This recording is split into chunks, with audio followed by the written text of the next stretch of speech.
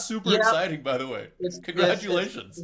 national, and it's gonna be on a couple streaming networks as well. So it'll be Wow. international as well, and in a few different languages. So that's kind of cool. But the premise of the show is, when homeowners when they get screwed over by bad contractors, you know what I mean? Like the contractor takes $50,000, spends $5,000 on the project, and then asks for more money.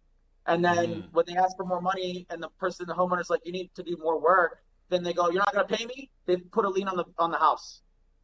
Who Oh, helps that homeowner?